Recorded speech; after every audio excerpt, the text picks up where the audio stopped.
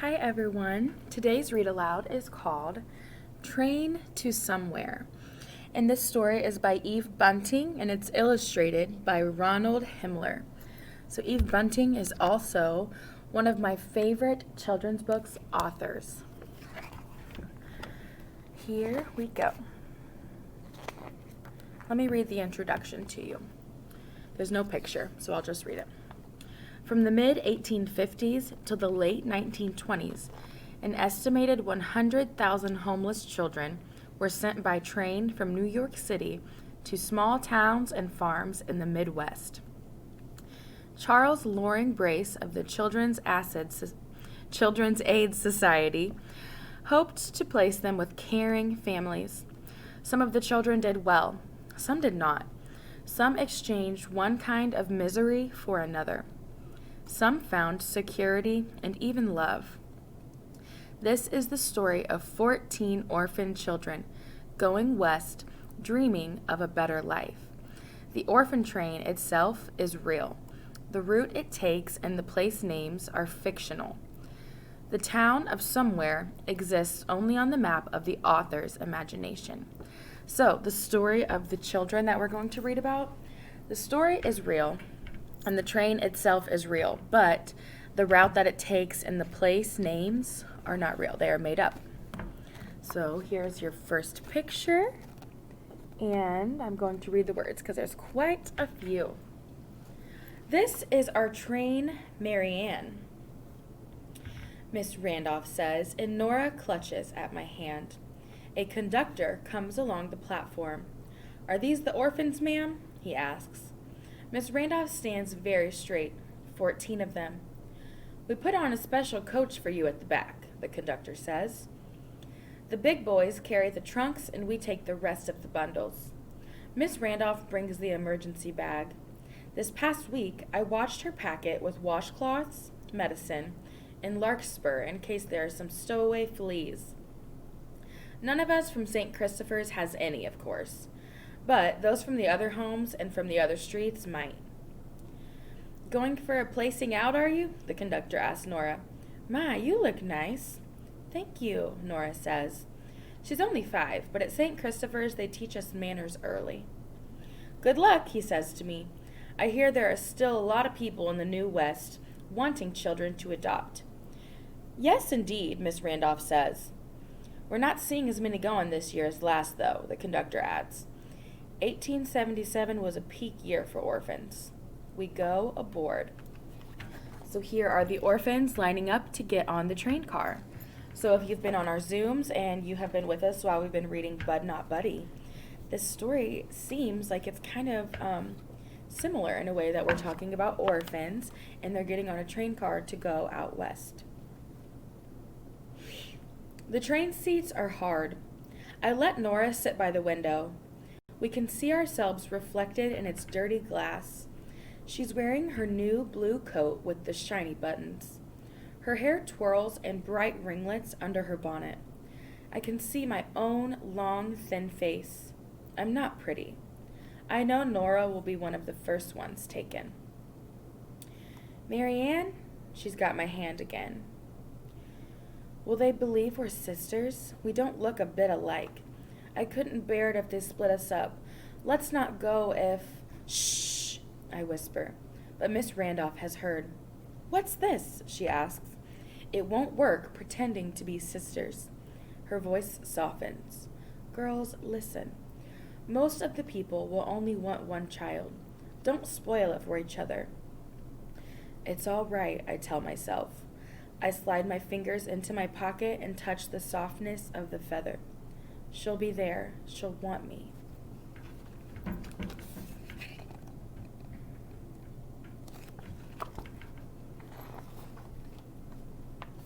The train's moving. We're gliding fast and smooth past freight yards, past tenements with washing strung on lines, past warehouses. Then we're in the country and there are trees with apples hanging on them. I knew this was the way apples grew, but I'd never seen such a thing before. Miss Randolph has me and another big girl, Jean, hold up a blanket to separate the boys from the girls. She opens one of the trunks and gives us our old clothes. We're to change. We don't want you looking messy at the first stop, she says. She holds the blanket for Jean and me. We fold our new clothes and put them back into the trunks. After a while, we make sandwiches from the loaves and fillings Miss Randolph has brought, and we have thick milk out of a can. When it gets dark, we sleep, sitting up, leaning against one another. The wheels mumble all night long. Clickety-clack, clickety-clee, I'm coming, Mama. Wait for me. At Chicago, we carry everything out and change trains. Then we're on our way again. So this picture here shows the train.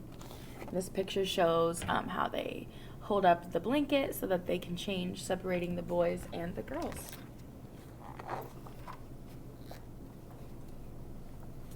Days and nights have passed since we left New York. Now there's nothing to see outside but grass everywhere, rolling into the distance. The Great Plains, Miss Randolph tells us. She shows us in the atlas she's brought. Miss Randolph has made this trip with other orphans, other times. She says that now we should change back into our new clothes. Not long after that, we hear the call. Porterville, Illinois. This is our first stop. The town of Somewhere, Iowa, will be our last. A crowd is waiting on the little platform. Cor blimey, Zach Cummings breathes when he sees so many people. Zachary came to New York on a boat from Liverpool, England, with his father, and then his father left him. Zachary has a funny way of saying things. He's the first one out behind Miss Randolph. There's a gentleman with a big box camera on legs. There are horses and wagons and dogs barking. I can see right away that my mother isn't here. She probably went farther west, farther than this. So now we can see, we've heard for maybe the third time that Marianne, I think she's expecting her mother to be waiting for her at a train station and maybe to pick her up.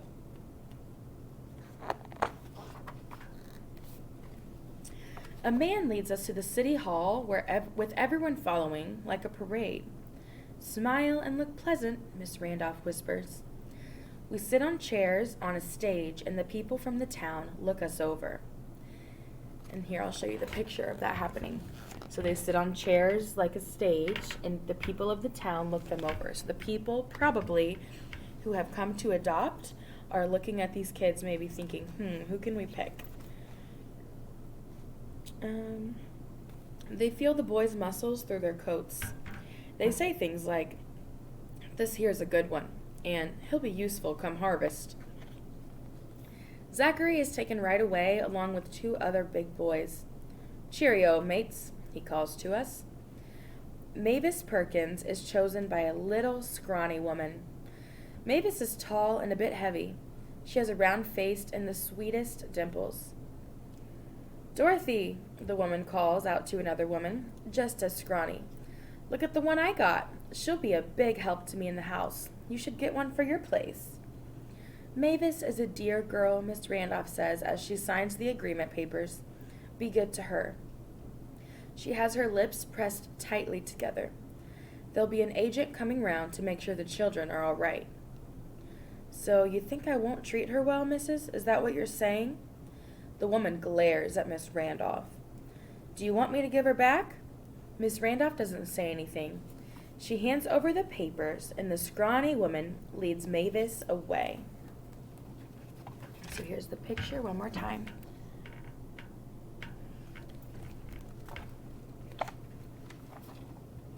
A man and woman stop in front of us. My knees start trembling. The woman has a soft fur muff. The man's carrying a cane with a gold head. Oh, Herbert, how sweet that little girl is, the woman smiles at Nora. Can we take her, Herbert, can we? This is my sister, Nora whispers, tugging at my hand. Please, please, if you take me, can you take her too? Oh, dear, the woman looks at Miss Randolph. We couldn't possibly. We only want one little girl. Of course. And they're not sisters, just friends, Miss Randolph says quickly. Now stand up, Nora. You help her, Marianne. I have to pry Nora's fingers from mine. The woman bends down. Do you know what's waiting for you in our carriage? A puppy, just for you. I don't want a puppy. I want Marianne, Nora cries. Miss Randolph and the couple sign the agreement papers, and then they take her. Nora's still crying and looking back. I'm sniffling too. So it's officially happened. Nora and Marianne have gotten separated. And do you think this family truly has a puppy for Nora? Or do you think they maybe were saying that just so that they could get her to want to come with them? I'm not sure. Here's the picture now. I'm going to show you, and I want you to think what could be happening in this photo.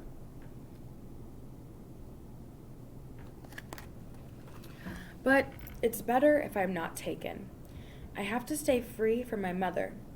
She told me she'd come for me. She kneeled in front of me on the steps of St. Christopher's the day she left me there. She was working in Garrison's chicken factory at the time, and there was a white feather caught in her hair. I lifted it off and held it against my cheek. I'm going west to make a new life for us, she said. Then I'll come for you. When, Mama, when? The feather stuck against the tears that ran down my face. Before Christmas, she said. I've waited through so many Christmases, but now I'm going west too. So in this sense, we just figured out that the girl's mother left her probably at the orphanage and told her that she was going out west to make a better life for them and a new life, and then she would come get her. But she hasn't came back, and it's clearly been some years because Marianne said she's waited through so many Christmases. But now I'm going west too. So I think she has a plan to find her mom. Here is the first picture, and here is your second. Okay. 9 of us are left to go get back on the train. Miss Randolph says we're to keep on our good clothes. We'll be getting off soon again. At Kilburn, we are walked to a hardware store and stand in line. I expect they took all the biggest boys in Porterville, one man says, but still. Eddie Hartz, who is only 7, is taken. There's a boy who can stand on his hands and pretend to pull buttons out of people's ears. He makes the crowd laugh, and he gets taken too. And that's what's happening in this picture here. As soon as the train has loaded on wood and fresh water, the rest of us get back aboard. Miss Randolph wipes her eyes. Anything's better than being on the streets of New York, she says. A lot of you will do fine. We weren't on the streets, Susan Ayres says. Susan's only 5, same as Nora, but she's sassy and not sweet. She was at St. Christopher's too. We couldn't keep all of you forever, Miss Randolph blows her nose on her white handkerchief. We have to make room. There are other orphans in need. Susan makes a face.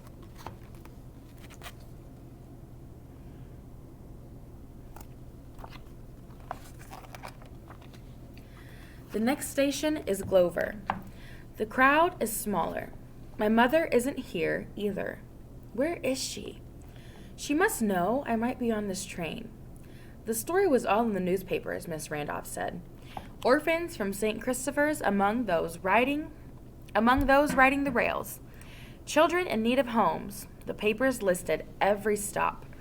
I was sure my mother would be at one of them. Wait, Mama, wait, I'm coming.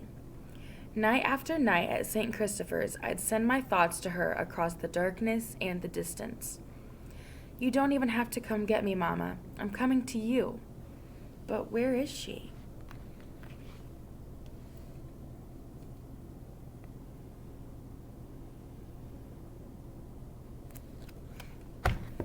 I want you to think, how would you feel if you were Marianne and if you expected your mom to come get you years ago, and now you have decided you're going to try to find your mom? How would you feel?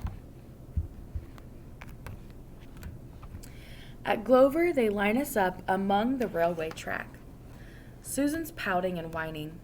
She says her new boots hurt her feet. But there's a nice-looking man and woman at the front of the crowd. Susan stops pouting. She smiles and holds up her arms. "Mama, Papa," she begs. The woman clutches at her heart. "James, she's calling out to us."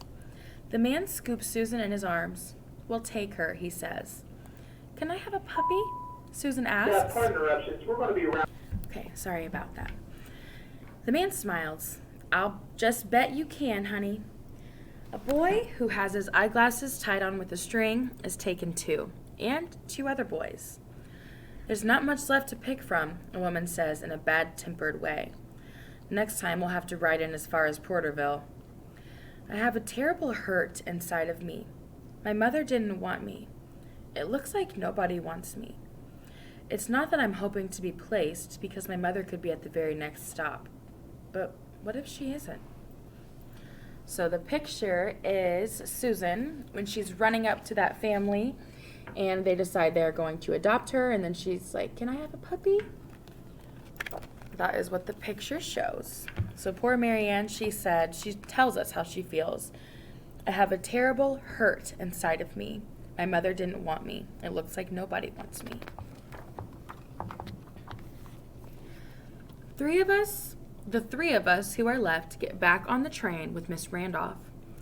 She gives us ginger snaps and milk from the can she got in Glover. The milk is sweet. "We can't be down in the dumps, children," she says. "Let's sing." She begins with "Jesus Loves Me," but nobody joins in. She sings alone through 3 verses. We're such a long way from Nora. I wonder if her puppy has a name. If somebody takes me, I'll ask if we can go visit her. She's like my sister, I'll say. "Memorial," the conductor calls. There are 4 people waiting at the station. None of them is my mother. I stumble out with a girl named Amy and the one named Dorothy. We sneak glances at one another. We're wondering which one of us looks the best. They're not pretty either. The taste of the sweet milk is still in my throat, and it's making me sick. One couple takes both Amy and Dorothy. 2 for the price of 1, the man jokes, though of course there is no price. "Marianne is very good with children," Miss Randolph tells the other couple. There's a sort of begging in her voice as she clutches the last agreement form, the one for me. So every child has been adopted so far, besides Marianne. "My missus looks after our little one," the man grumps. "We just came to look," the woman says, "but—" She takes an apple from her bag and gives it to me. "Have this, child." "Thank you." I bend my head over the apple. It is blurry through my tears. Poor girl. So that's what they're showing in the picture, the woman giving her the apple. And I just feel really sad for her right now. Her mom didn't want her. Her mom left her. And now she's the last child, and she has not been adopted yet. So I would be crying too if I was her. The train's whistle's blowing. Miss Randolph and I get on. There's only 1 stop left, I know.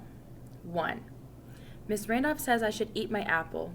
She says she has a washcloth in case my hands get sticky. I say I don't want to eat anything just yet. We look out the window, not talking, not singing. Miss Randolph has me take off my hat, and she brushes my hair. "There's a nice hotel farther down the line," she said. "If there's nobody at this next stop, why, we'll just go on. I'll be glad of the company. And on the journey back." "Somewhere," the conductor calls. It's such a strange name, as if it thinks itself important, as if it's a place surrounded by nowhere. I put my hat back on. My hands are shaking. Outside, there's a couple waiting by a wagon. The woman is small and round as a dumpling. She's wearing a heavy black dress and a man's droopy hat. She is not my mother. "Are you ready, Marianne?" Miss Randolph asks softly. I pull myself back into the corner of the seat. "No," I whisper. "No."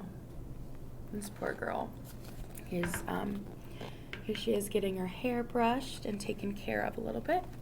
And she says the person waiting at the stop is not her mother. Let me give you a good visual of the woman that she said is waiting for her with a black dress and a man's hat, and it's not her mother. Miss Randolph holds my hand as we get down from the train.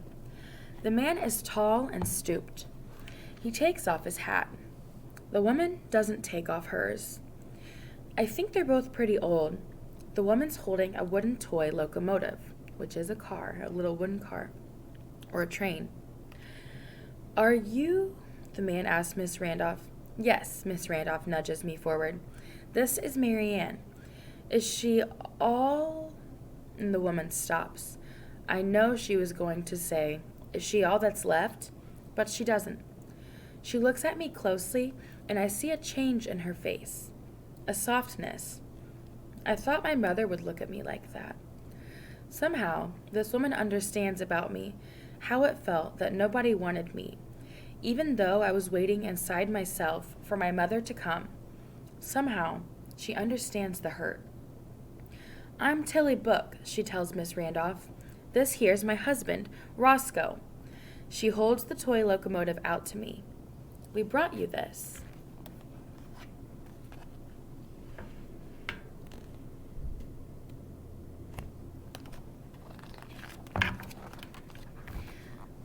I'm not what you wanted, am I? I say. You wanted a boy. The locomotive has red painted wheels and a blue smokestack. I won't lie to you. We did want a boy, Mrs. Book says. But we like girls fine, Mr. Book adds. Mrs. Book squints at me. I expect we're not what you wanted either. Roscoe and I, we found each other late in life. I always thought I'd catch myself somebody a mite more handsome. She pats Mr. Book's hand and they smile at each other, and I can tell that they like each other a lot. Sometimes what you get turns out to be better than what you wanted in the first place, Mrs. Book says. Yes, there's a sort of crumbling inside of me. My mother's not in somewhere, because remember the town that they're in is called Somewhere. She's not waiting here or anywhere. I reach in my pocket and bring out the feather. It was white when I took it from my mother's hair. Now it's yellow. I smooth it with my fingers. I brought you this. Why, thank you. Mrs. Book sticks the feather in the band of her droopy hat. It's funny the way it nestles there, as if it belongs, as if it has found its place at last. Mr. Book takes the agreement papers, looks at them, then at me. Will you come with us? Yes, I whisper. Oh, I have goosebumps. So here's Mary Ann showing the feather and giving it to Mrs. Book.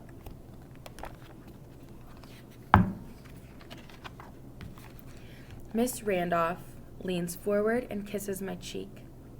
Are you ready now, Mary Ann? She asks. I'm ready. And that is the end of Train to Somewhere.